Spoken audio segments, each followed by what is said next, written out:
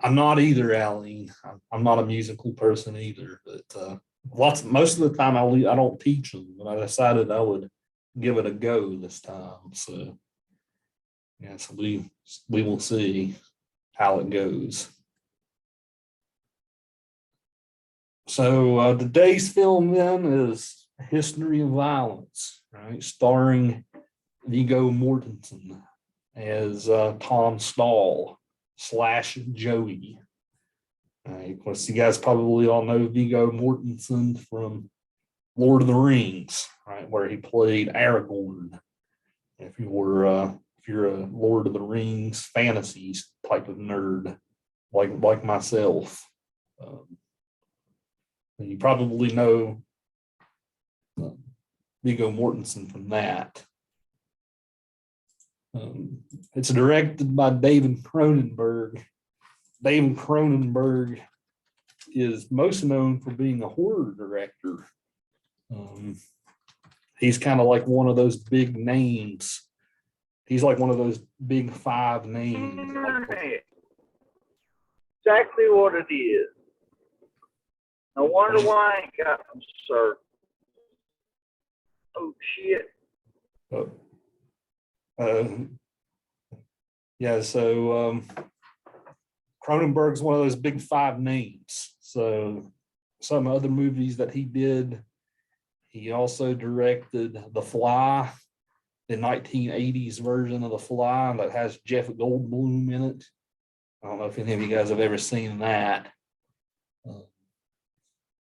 He did another movie that's really big called Crash from 1996.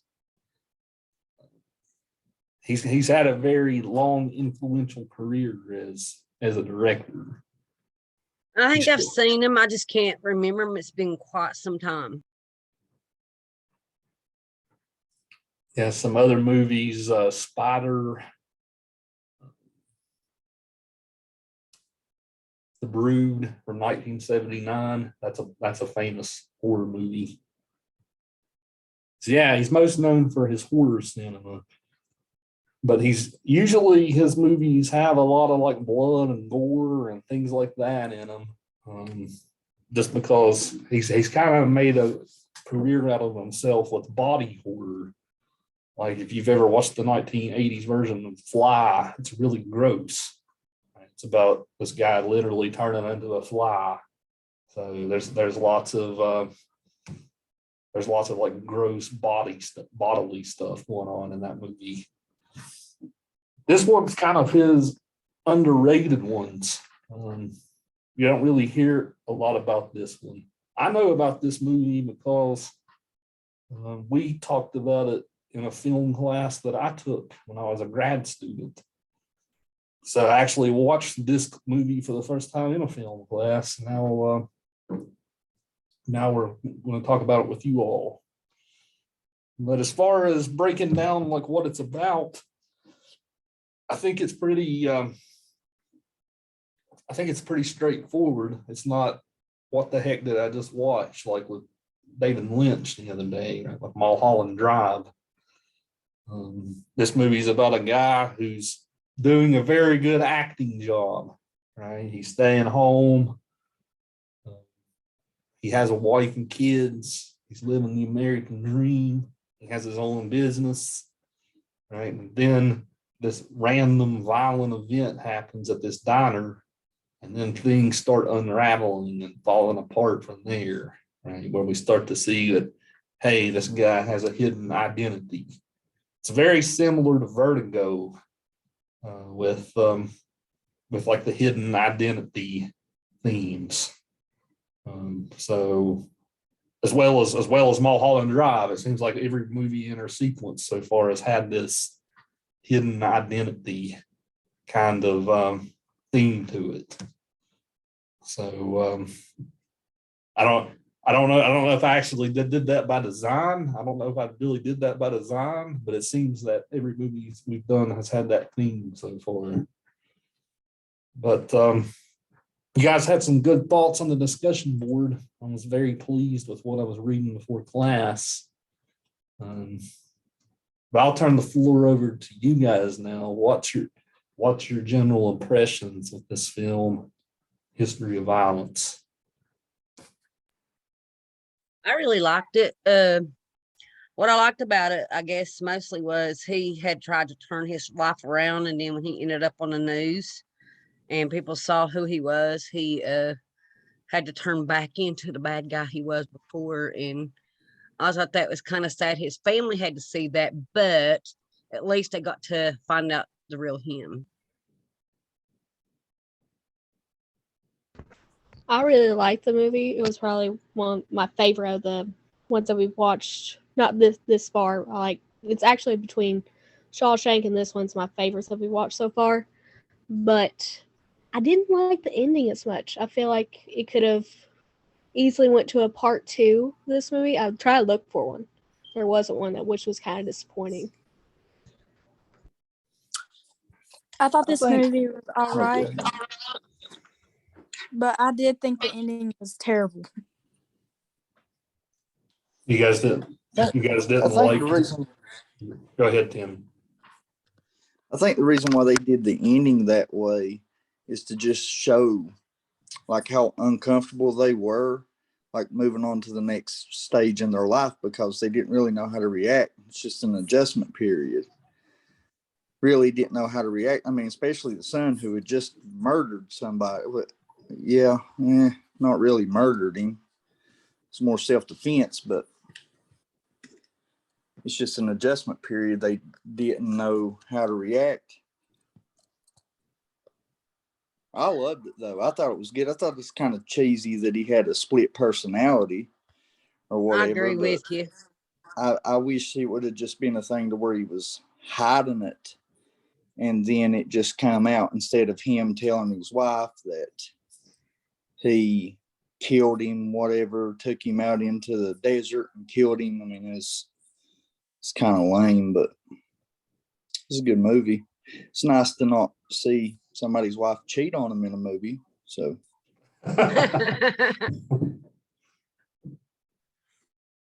I wasn't good way to a break fan. the cycle. I just couldn't get interested in it. I couldn't, like, my focus just couldn't be there. I tried and tried. I did get through it. I didn't like the ending. It did get better towards the end, but the ending, I didn't like, it at all. I felt like, I don't know. I felt like his family could have been there more for him than what they were. The ending to me just seemed like it was like hinting towards a sequel, so we could see how much their lives has changed from it, to see if he fully reverted to back being Joey or anything. And it was just kind of disappointing. Let me down that this was the only movie. Yeah, there was too much of a build up just to have this abrupt ending and nothing else. Right. I think Timmy was leading us in a good direction a few minutes ago with talking about like how can his family accept them back into their life after all this. They thought he was like this innocent, gentle man, right?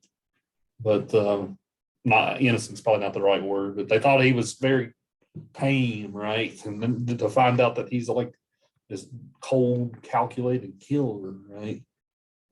Imagine if some of you guys found out that your dad was worked for the mob and like was a hitman, right? That would probably, I guess that would probably throw you guys off too, just to throw a report at you.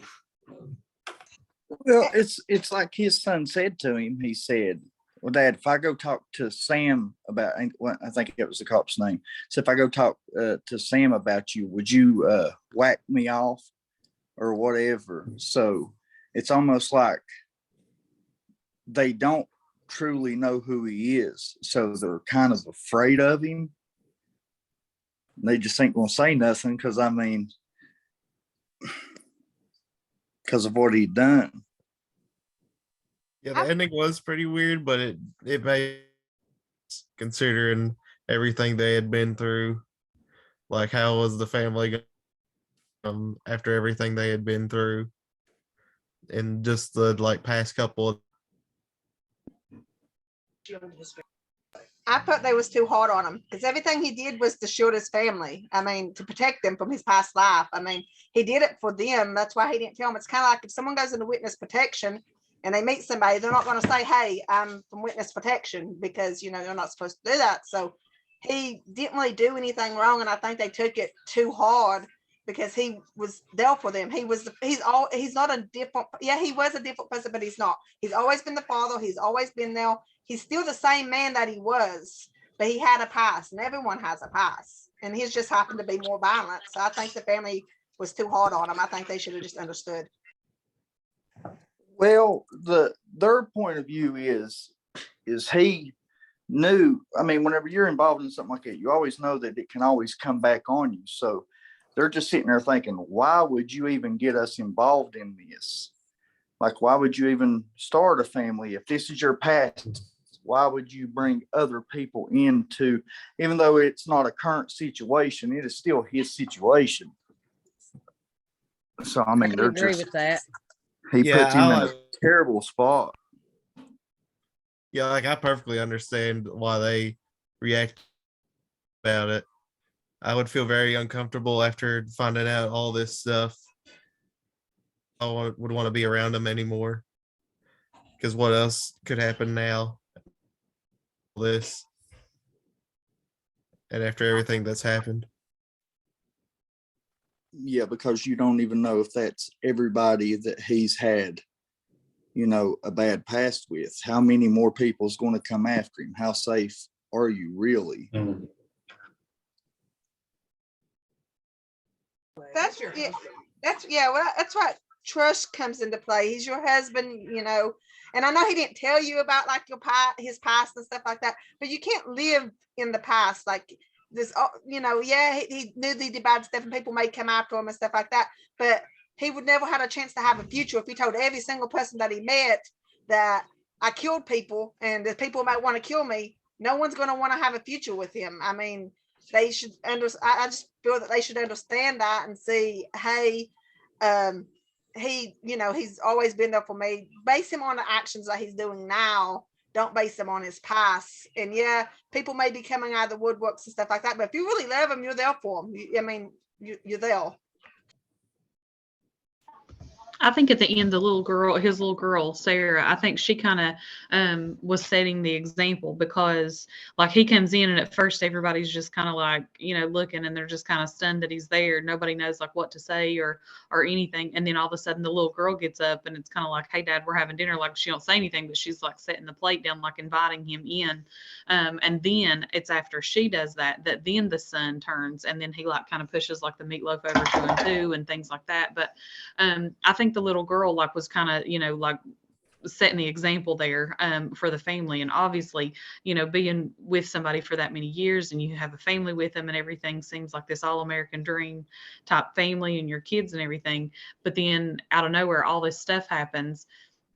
I think his intentions were to protect his family, and maybe from the life that he came, it was obvious, you know, like later on how it shows in the movie, like his relationship with his brother. It was obviously, I mean, that was kind of like strange, like the I don't know, like kind of a strained tension like relationship, like the weird Toxic. like head to head like greeting and like hug and like and then all that stuff. So it was obvious that there was some kind of like evil and violence and like the history of violence. Like he had a history, he had a past, and he was trying to overcome that. So by him trying to overcome that, you know, that's how he was trying to move on with her and with his family.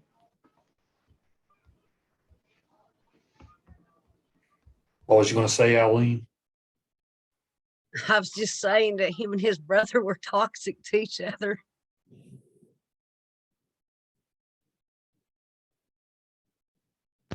Going off what Stacy said, I wonder if the little girl really even knew what was going on, or if her dad was just kind of in trouble and she probably didn't understand it at such a young age. Yeah, I got the impression that she didn't really understand what was happening. Like even the scene where the violence happens right in their yard, right? I think she's mostly just like hiding away during that scene. But Stacy does raise a good point that the little girl was the one who kind of invites him back into the family at the end. Right? Maybe it takes that sort of innocence almost to sort of overcome all of that, all those negative feelings they probably had.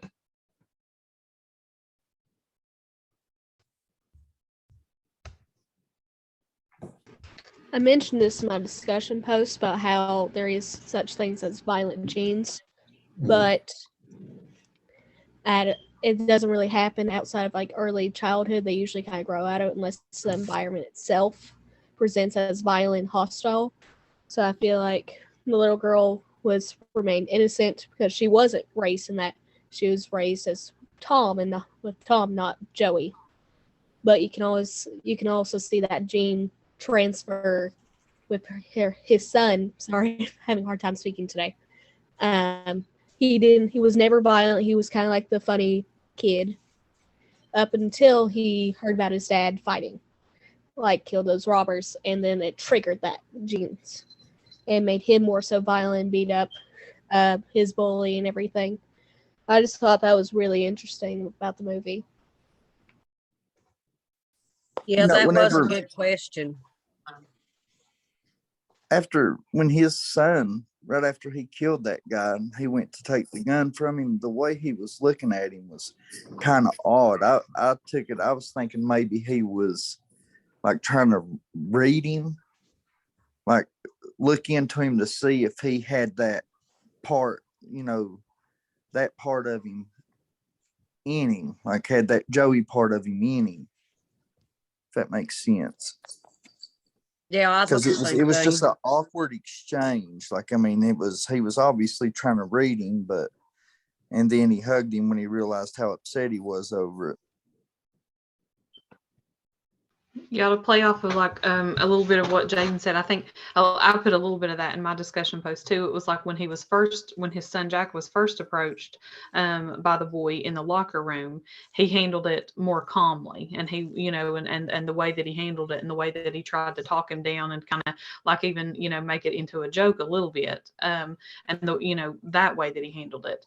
Then later, when he finds out, about the diner situation and his dad and everything like that, then his approach to the boy in the hallway was much different. And it was almost like, the way I kind of looked at it, it was almost like that was kind of like his permission to act that way. It was his permission, to act like his dad, or his permission to be able to, to do that.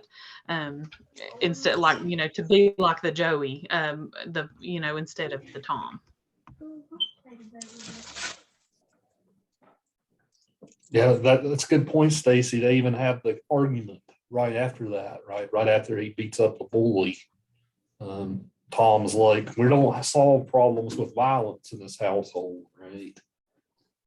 Then the son's like, you just shot two guys in the diner, right?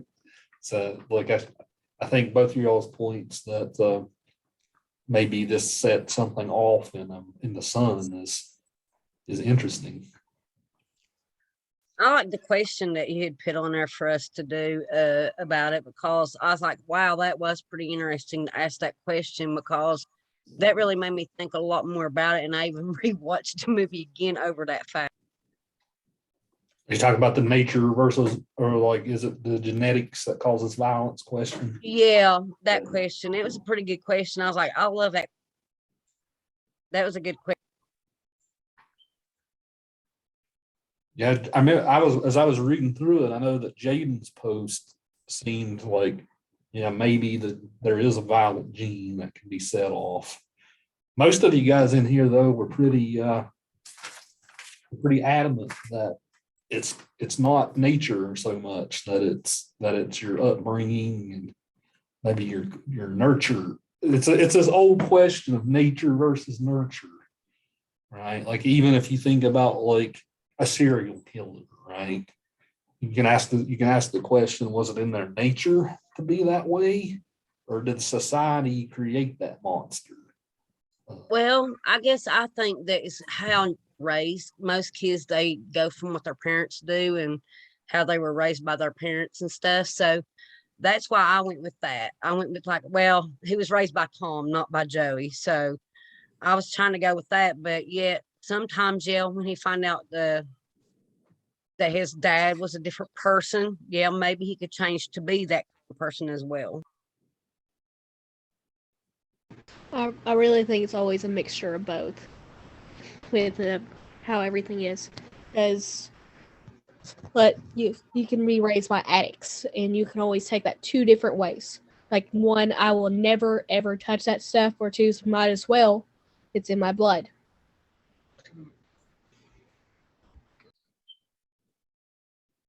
I Right. agree, Jaden. I kind of mentioned about like addicts. It's almost like somebody with an addiction, or however they're raised, like what they're around, what they see all the time. I mean, even taking somebody that maybe they look into like maybe an alcoholic father or maybe or mother or something like that, and they choose as they get older they don't want that part of their past, or they don't want that for their children. However, like maybe they were treated when they were younger, and they make that choice like, I'm not going to be this, I'm not going to do this for my child or in my family. And I kind of touched on that a little bit too, on the discussion. Yeah, the same thing can be said of something like alcohol, right? A lot of people make art claim that being an alcoholic can be passed down through the genes, right? So if you act on your first impulse to have alcohol, right, then that kind of sets that gene off where it becomes hard to resist. Maybe murder in this case works the same way, murder or violence. Culture tells us not to act on these impulses living in a civilized society, but we're just sort of one moment away, I suppose you could say, from having to throw away all the rules. Some of you guys wrote some good discussion posts on this. Taylor, you want to talk about what you wrote? You seem adamant on there that violence isn't a gene, it's more of a behavior. Yeah, I think, well, I know that there are serial killer genes, and I know that like it can be passed down, but I think it seems like it more so because people will be like, well, there's studies that it's passed down, but I think it just seems like that because people, they know that they can pity themselves and other people will pity them if they have parents that are the same way. It's almost like they can't help it, but they still choose to be that way. Right. It gives an excuse for bad behavior. Chelsea, you wrote about this too. You want to chime in here? Yeah, I don't know. For me, I kind of thought that it was just where he was bullied and it built up. But after hearing everybody else, I can kind of see their point of view and see like how it could be genetics too, or from his dad. I don't think it's genetics. I think he's just trying to defend his dad. I think it was just self-defense. I don't get this motor gene.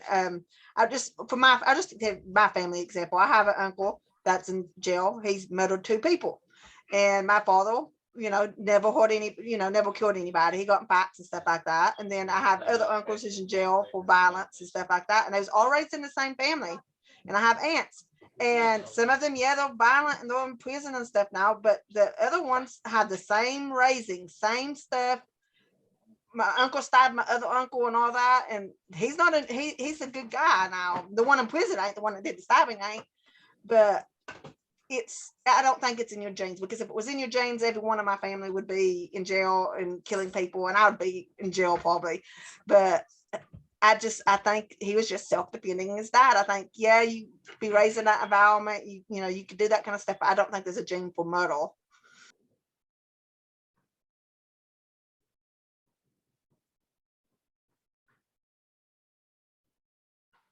I can totally see your point with that.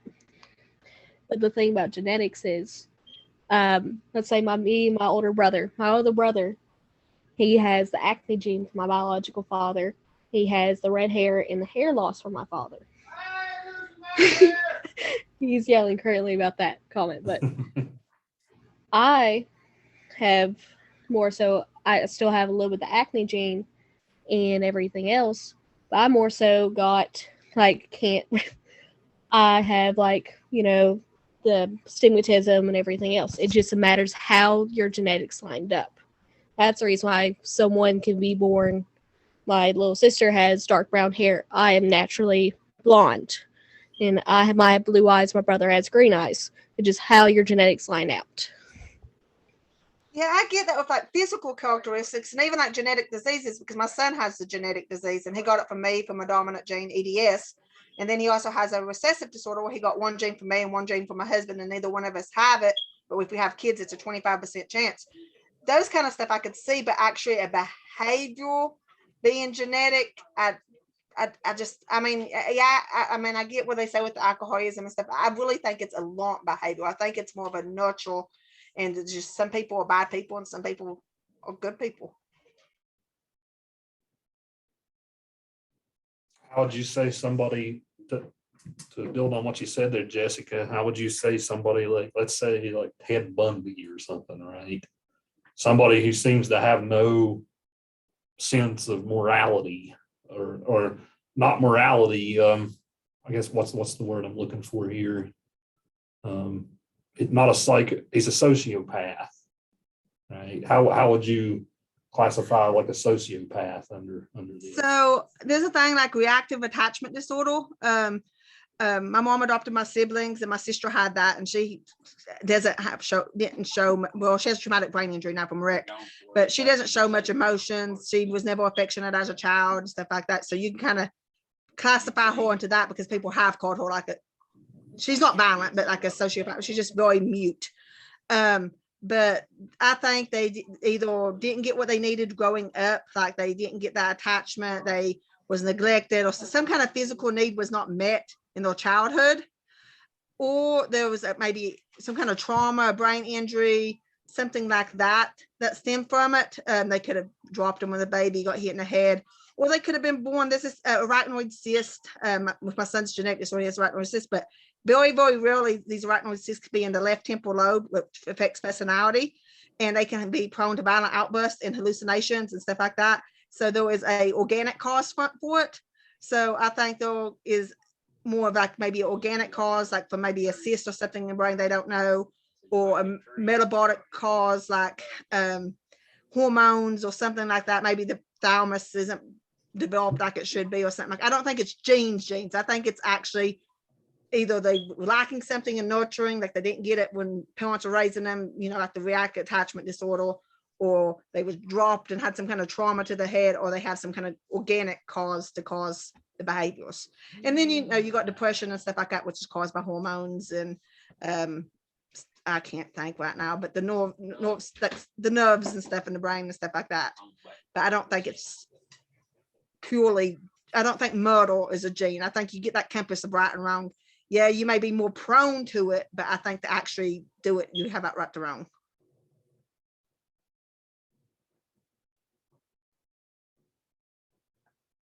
Yeah, very, very well stated there. It could be caused by any number of factors, like even a chemical imbalance in the brain, right?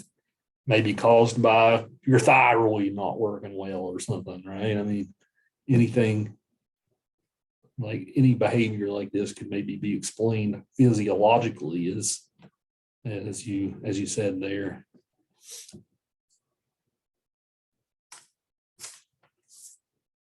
And this is one of those classic philosophy questions, right? Irene, I know you remember having this conversation in another class, right? With Frankenstein. Remember we had this conversation about Frankenstein. Yeah. Well, I think Stacy, we had this conversation in the class last semester too about did we talk about nature and nurture and paradise lost and all that stuff? Yeah, we did. So it's a classic. It's a classic question. This is a question that's debated a lot in like sociology class too. Sometimes you see cases like there's been some weird cases over time where like you have a child who is born and then they pretty much just like lock the child in a dark room and just feed it and then never let it go out and all this stuff. So sometimes you even see like you see how much nurture does play a part. In those sorts of extraordinary circumstances where a person has zero nurture.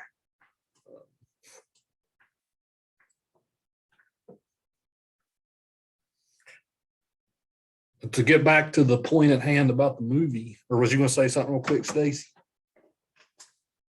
I was just going to kind of add to that, like what you said, just about nurturing, because it can also be, I guess, just the way that people deal and cope with things. I know, the choices that they make and how they're able to, like say you have somebody that's what they call like helicopter parents that, never let their kids like actually have to go through anything. They take care of everything and they fix everything for them.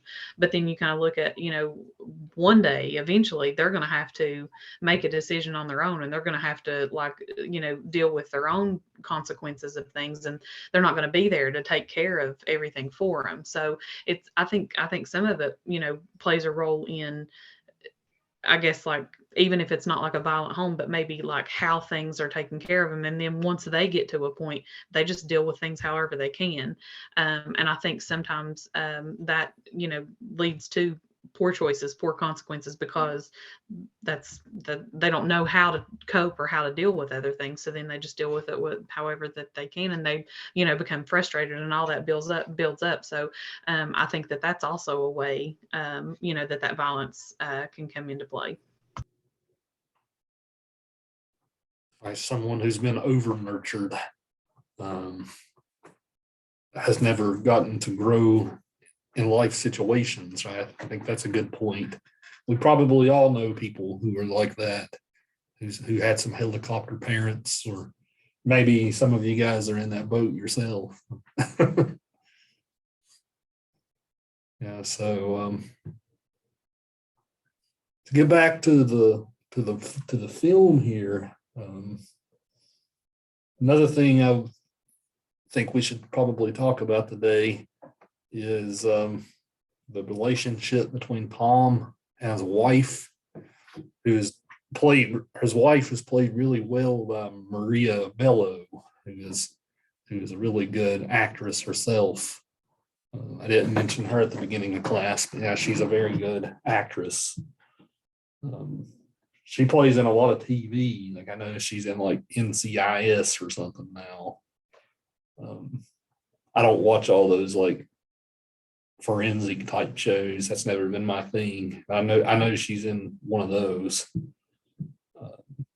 She played in Grown Ups. I could not figure out which movie I had seen her in before, but I knew she looked familiar, and I looked her up on the internet and found out she played in Grown Ups. She was oh gosh, what's his name? She played one of their wives. Can't think of it. Kevin James. Yeah, she's in Coyote Ugly, which was a very popular comedy in the early 2000s as well. Yeah, she plays the wife character here. Their relationship is a big focal point of the film. The beginning of the relationship, like things seem nice, right? Like you even kind of have like this love scene between the two of them pretty close to the beginning of the movie. But then once all this stuff about the violence comes out, right, things start to get real uncomfortable real quick. you can kind of see this marriage falling apart at the seams, and culminating in a scene that's really, really hard to watch, which is the scene where he pretty much like forces himself on her, right? Which is that's a really hard scene to watch. But contrast that scene with the earlier scene, like where she dressed up as a cheerleader or whatever, right? That's a very stark difference here. So you can kind of see how this relationship is tarnished in many ways. But what did you guys make of this relationship between between them? Yeah, it seemed like the two had a pretty great relationship up until that point. They seemed to love each other a lot, but then after about his past, that just did a complete 180, and she was having a hard with anything at this point. She wanted to know everything, and he wasn't willing to tell her everything, and it just really hurt their relationship. All the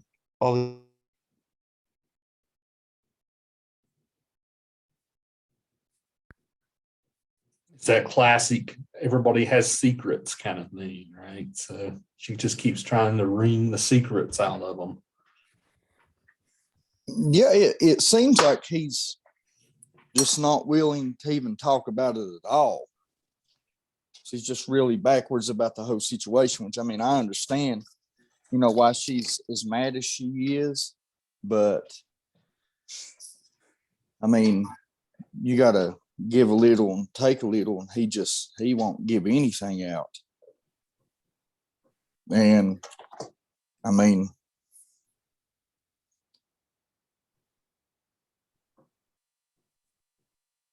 I don't know about him. I mean, after seeing what he had done to that one guy in their front yard, he hit him repeatedly in the nose. I guess he knocked his nose up into his skull or whatever. I mean, there was some brutal killings in that movie.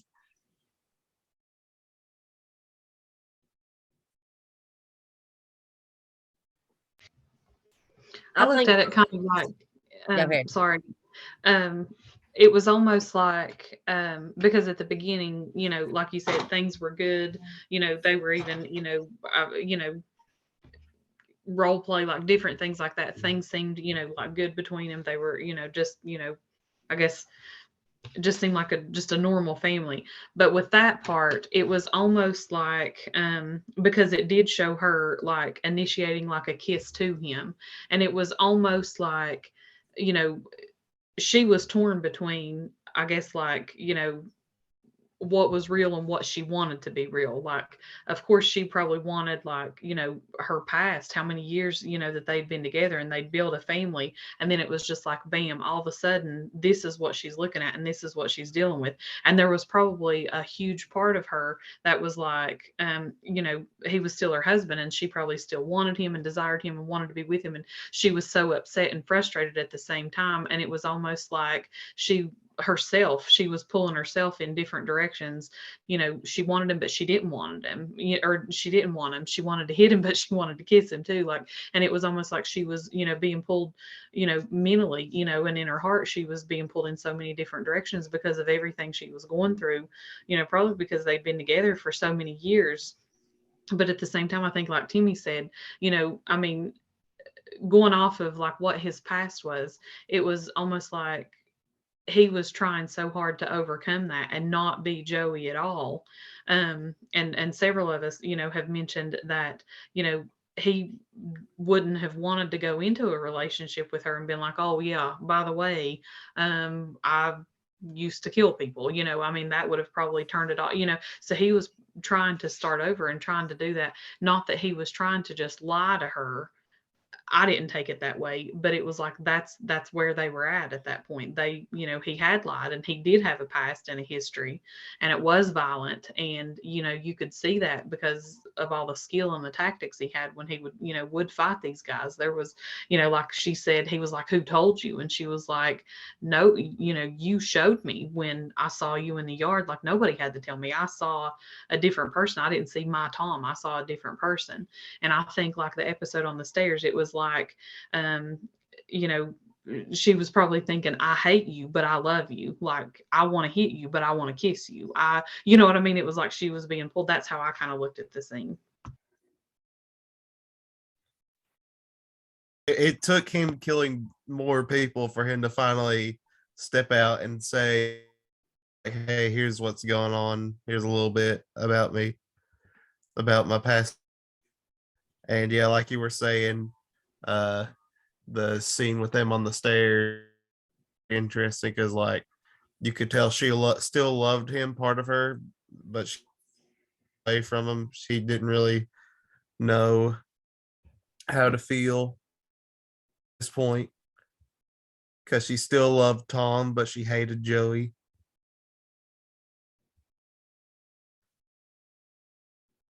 Right. I think it shows a lot that she defended him in the end. She still stuck by him when the cops came and stuff, and was like, it's self-defense. She was still there for him. Even after everything. I think she loved him. I think that the still scene that she was just conflicted. Like Stacy said, exactly like Stacy said. She wanted him. But she didn't want him. She wanted him, but she didn't want Joey. But it was hard to see the line in between the two. And he couldn't really open up to her because the more he told her, the more in danger she would be. So it was a way, it might seem like he was being like secretive and stuff like that, but he was really protecting her. And I think in a way that she kind of sensed that. And that's why she protected him and defended him, in the end, even though she didn't talk to him. I think the way she acted, because she was really upset at him, I think she probably did that more so for the kids than it was for him and her, because she obviously wasn't too happy about it. I mean, the boy, he's old enough to understand what's going on, but the little girl, I mean, they're dealing with enough as it is. And then she's also got to deal with the whole thought of, well, if he leaves or if I get rid of him, there's really not going to be anybody here to protect us. We have no idea who is going to be coming after us. I mean, at least, if anything, she's going to keep him around at least to like be a guardian for him, to take care of him. I'd have told that son of a bitch to kick rocks, and I'd have got the hell out of Dodge. But I mean, that's just me.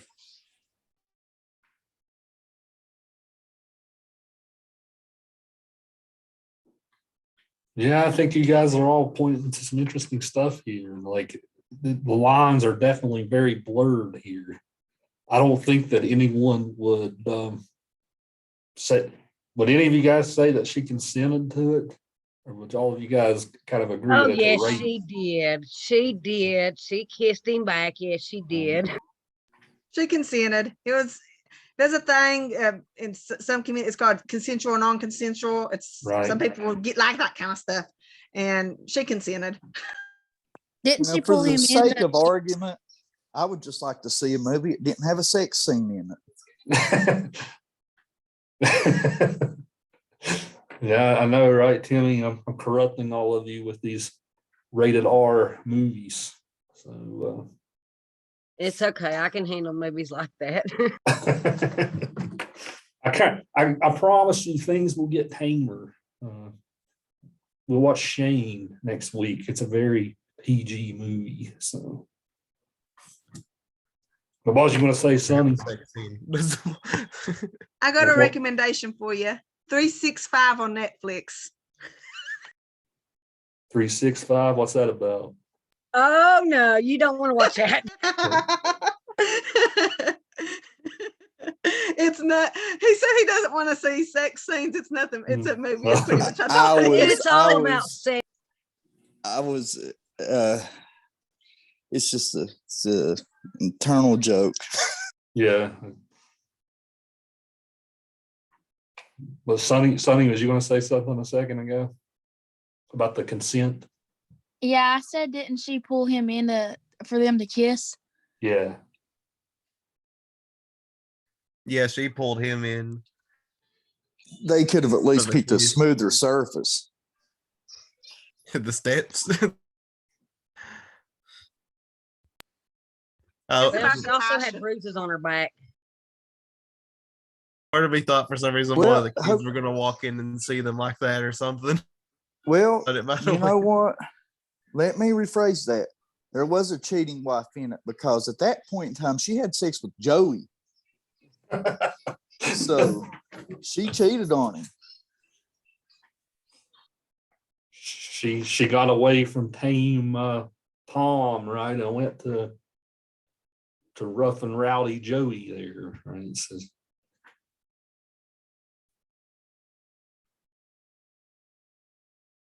she needed her bad boy fix, Timmy. So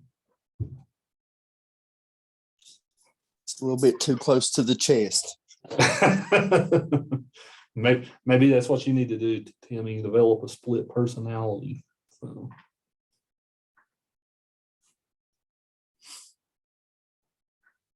Yeah, it's interesting that you guys all see it as consensual. I think I would be inclined to agree with you all, but it's blurry in a way, right? I think You it's almost don't think it was? a lot of it says no. Well, I mean, I'd say I feel like started she raped off- Joey. I mean, it's pretty obvious. It started off unconsensual and then it Right. turned.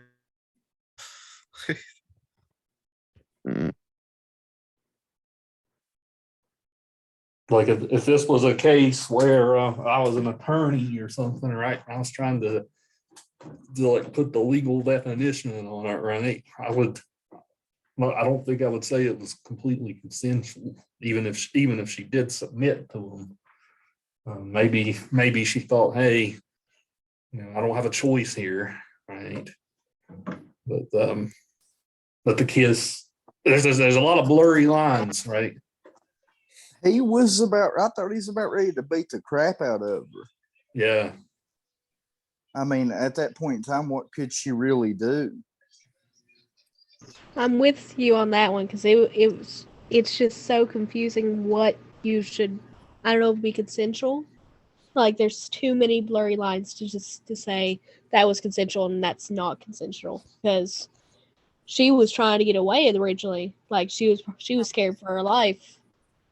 But then, there was too many blurry lines after that to even tell if it was fully consensual or not. Well, who's to say that she didn't consent to it just so he wouldn't be as rough as possible on her? Like, so he would take it easier on her. I mean, as easy as you could on the steps, I guess, but I mean, it could have got a lot worse for her. It really could have. Like, that's a great point to bring up because maybe she was afraid that it would have gone way worse and become she only left with a few bruises. Just imagine if she didn't fully consent. She probably was he had her hand around her throat. She maybe was so afraid he's going to kill her. She just watched him kill a bunch of other people. Why not her? Wasn't the kids home? Yeah, and I think that part showed like how forceful he could be, like because all the other parts were him against like these guys that were, that he was trying to like protect the family. He was showing this violence trying to protect the family, but this was actually something like against her, like this, like right there in their family. This was actually like to her. But I mean, as if he's got a legit split personality, Joey don't care about her or those kids. So he's not Tom in that moment. So she's nothing to him. Yeah, the very next scene after that, you can tell that she kind of feels dirty from the whole thing, right? It's like she closes the door on him, like stays in the bathroom and stuff like that, right? So you can tell she didn't feel too good about it after the fact. Well, I mean, she shouldn't have cheated.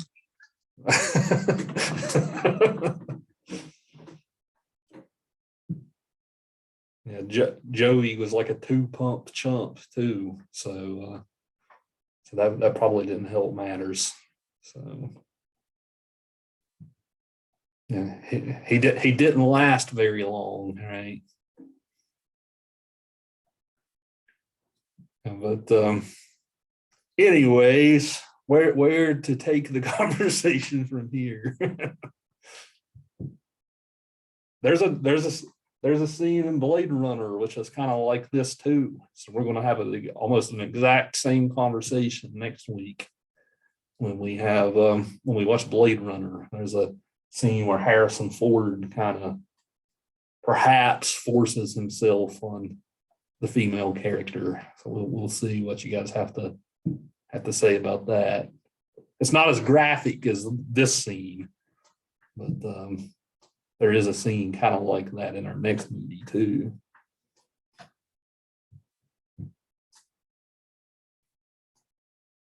Wait, Blade Runner or The Watchmen?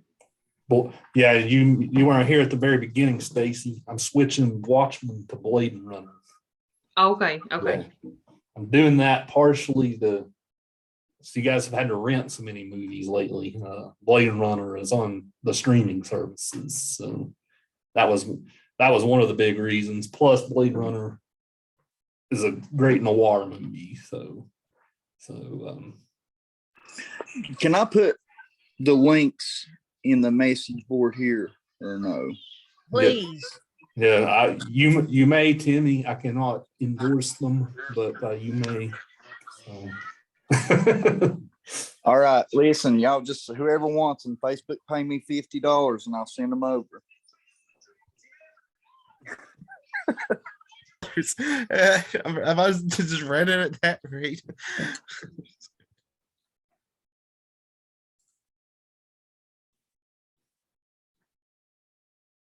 Yeah, but I think Blade Runner will be a good way to end their unit.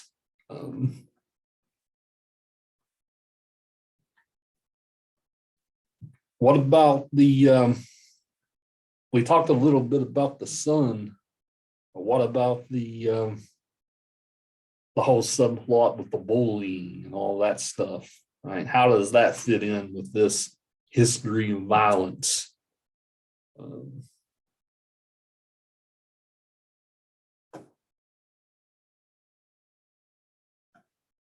You guys have any ideas here about the bully subplot? I think I it feel kind of like- showed. Go ahead. Sorry. No, go ahead, Sunny. I feel like he was like, since he knew his dad did stuff like that, that he could feel like he could do that too.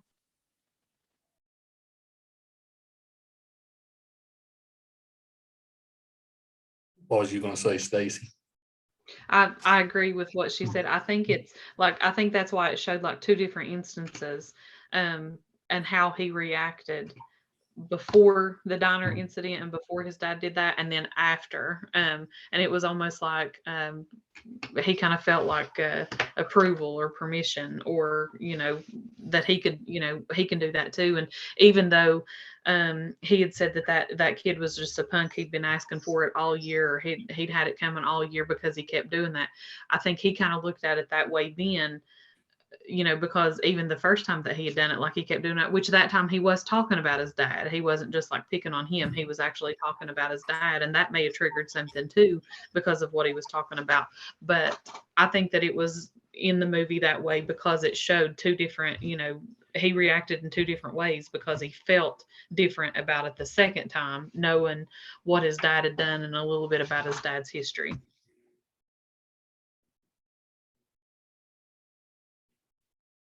And you can kind of tell that to build on both of your guys' comments, you can kind of tell that he feels a renewed sense of manhood, even, right? At the first scene, he's definitely sort of emasculated by the by the bully. So you can perhaps the movie might be suggesting something about how boys are supposed to be violent in a way. That sort of gender role. What would you guys say to that? We're supposed to be the fighters, right? If we're bullied, we're supposed to stand up to the bully.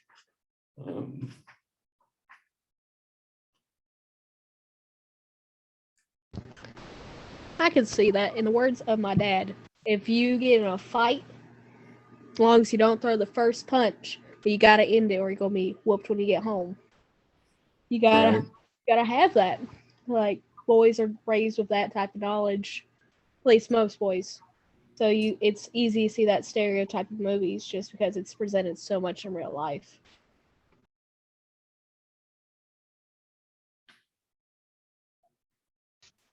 I think that's true too. Even the part where, like the boy and his friend, when Jack and the girl was sitting outside smoking, and then,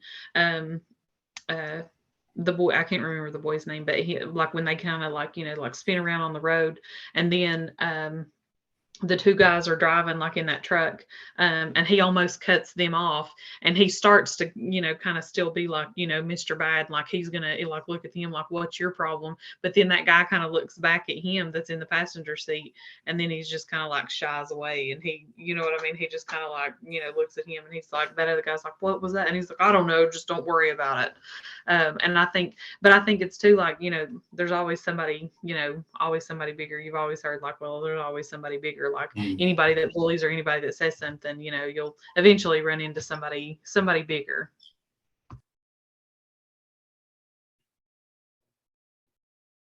Yeah, that was almost like he almost, it was almost like if you use like alpha male language, right? The bully sees the alpha male there, right? With when he cuts the guy off in traffic. Of course, we know that guy's a sociopathic killer, right? But I mean, they're teenagers too, and they were two grown men. The only thing he done was just look at him. I mean, I think it showed more of how much of a coward that boy was than anything. I mean, he's seen somebody that wasn't smaller than him, and I mean, he's just a punk.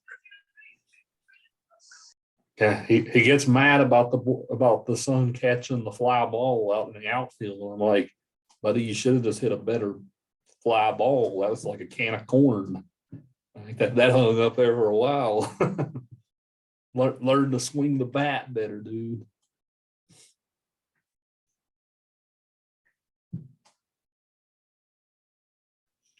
So another question. What do you guys see in common with this movie with Vertigo or Mulholland Drive? It's different in the sense that this is more like a small town setting, although we do get the urban setting of Philadelphia. But what ideas do you guys think this movie maybe shares with the others? I think I didn't watch Mulholland Drive, but with Vertigo, I think it is their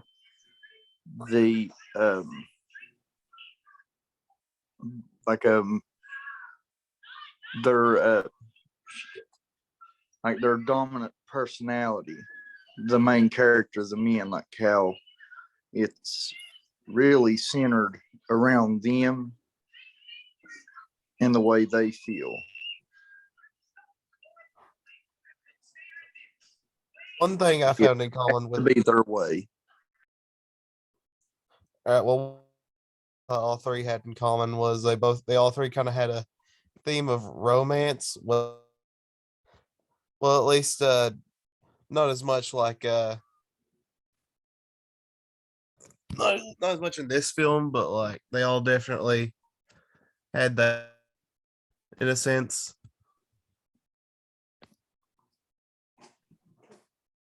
People are not what they seem, is what I say. Everyone has another personality, well, not another personality, but another part of themselves in all three of them. That makes sense.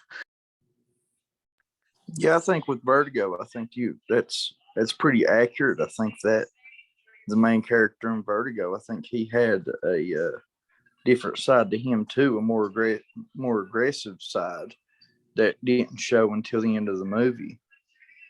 Like whenever things are not going their way, it's like from 0 to 10, they go to the extreme. I think maybe betrayal and regret, maybe like in all different kinds of betrayal and regret, like maybe in all three movies. Like in Vertigo, it was like there was betrayal because they kind of betrayed. They used I can't think of his name now, but they used him because of his fear of Vertigo, because they knew the guy wanted rid of his wife and they knew he wouldn't go up the stairs, so they kind of lied to him and they kind of used him. And then later there was regret, because of how it kind of played out. In Mulholland Drive, there was it was almost kind of like it was portrayed like Camilla, just Hollywood in general, like, just the power and stuff of Hollywood. There was betrayal. And then I think that's what kind of ate at, let's see, was it Diane or Betty? Like, I think that's what kind of like ate at her, was because then she regretted, maybe like then having Camilla killed. And then in this movie, there was like the betrayal of, sorry, I just lost my train of thought. But there was like the betrayal of, even though I think that,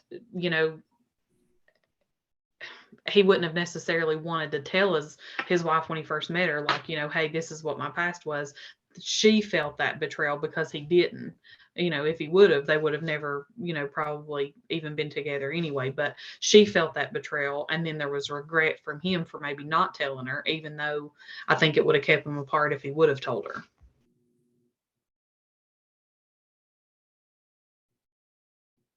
Yeah, I think everybody who answered had a good point there. Like Matt was talking about the relationships, like the two selves, I think, and betrayal, right? Especially in the relationship, the hidden self. Like sometimes you might keep up to even keep a relationship going. I think that's an interesting angle. Like in Vertigo, for instance, she had to pretend to be someone else, right? So even though she was in love with Jimmy Stewart's character. So yeah, identity and illusion, like your hidden subconscious and all this stuff. Like there's all kinds of psychology in all these movies we've watched in this unit. I think it's a pretty safe statement to make.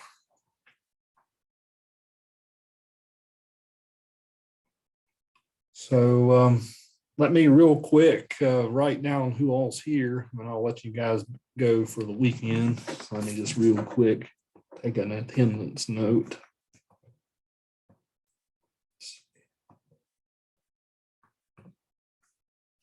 I'm glad you guys liked this movie, though. This is my first time taking a stab at teaching it. I'll probably put it back on my list again at some point. I always have a rotation to keep things fresh. I was going to talk to you about my presentation I'm going to do before we get off here. All right, sure. What movie are you doing, Aline? Fargo. Yeah, you're almost at the very end of the semester whenever you will give yours.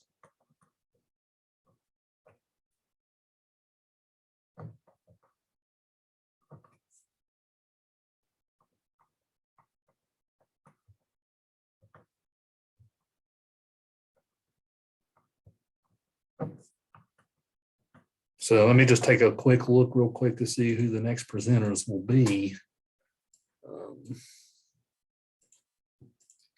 Find the right window here.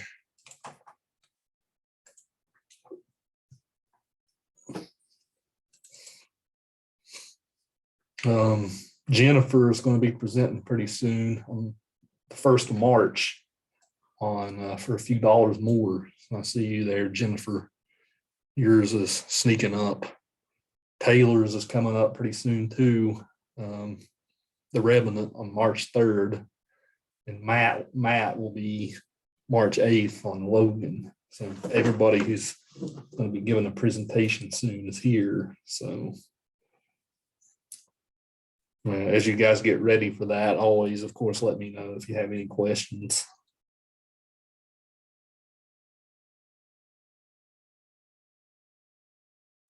But I have you guys written down now, so you guys are free to go. Have a good weekend. You too. See you. See you later. Okay, I guess what I was wanting to talk to you about was like,